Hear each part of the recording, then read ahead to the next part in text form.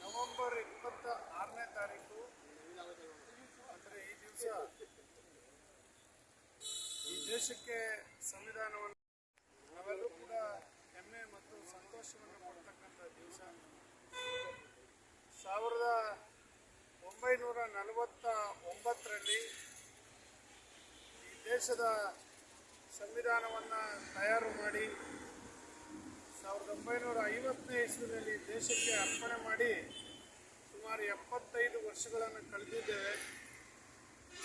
ಬಹಳ ವಿಶೇಷವಾದಂಥ ವಿಭಿನ್ನವಾದಂಥ ಅತ್ಯುತ್ತಮವಾದಂಥ ಈ ಭಾರತದ ಸಂವಿಧಾನ ಎಲ್ಲ ವರ್ಗದ ಜನರಿಗೆ ನ್ಯಾಯವನ್ನು ಒದಗಿಸ್ಕೊಡ್ತಕ್ಕಂಥ ಒಂದು ಅತ್ಯುತ್ತಮವಾದಂಥ ಸಂವಿಧಾನ ಇದಾಗಿದೆ.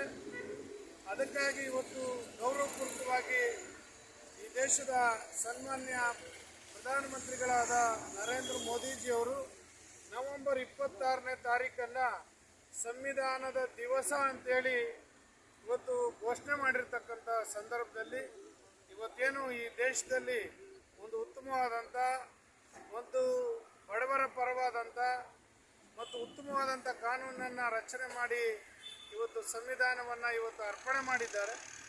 ಈ ದಿವಸವನ್ನು ನಾವು ಭಾಳ ಹೆಮ್ಮೆಯಿಂದ ಸ್ಮರಿಸ್ತಕ್ಕಂಥ ಒಂದು ದಿವಸ ಆಗಿದೆ.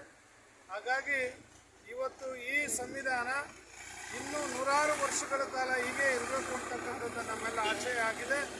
ಇದರಿಂದ ಭಾಳ ತಳಮಟ್ಟದ ಜನರು ಇವತ್ತು ಸಮಾಜದಲ್ಲಿ ಒಂದು ಉತ್ತಮವಾದಂಥ ಸ್ಥಾನವನ್ನು ಕಂಡುಕೊಳ್ಳಿಕ್ಕೆ ಈ ಭಾರತದ ಸಂವಿಧಾನ ಅನುಕೂಲ ಆಗಿದೆ ಅಂತಕ್ಕಂಥ ಮಾತನ್ನು ಹೇಳ್ತಾ, ಇದರ ಕರ್ತೃ ಪಿತಾಮಹ ವಿಶ್ವಜ್ಞಾನಿ ಬಾಬಾ ಸಾಹೇಬ್ ಅಂಬೇಡ್ಕರ್ ಅವರನ್ನು ಕೂಡ ಈ ಸಂದರ್ಭದಲ್ಲಿ ನೆನೆಸ್ಕೊಳ್ತಕ್ಕಂಥ ಕೆಲಸವನ್ನು ಇವತ್ತು ಜಾತ್ಯತೀತ ಜನತಾದಳ ಮಳವಳ್ಳಿ ತಾಲೂಕು ಘಟಕ ಇವತ್ತು ನಾವು ಮಾಡ್ತಾ ಇದ್ದೀವಿ ಅಂತಕ್ಕಂಥದ್ದನ್ನ ಈ ಸಂದರ್ಭದಲ್ಲಿ ಹೇಳಲಿಕ್ಕೆ ಬಯಸ್ತಾ ಇದ್ದೀನಿ.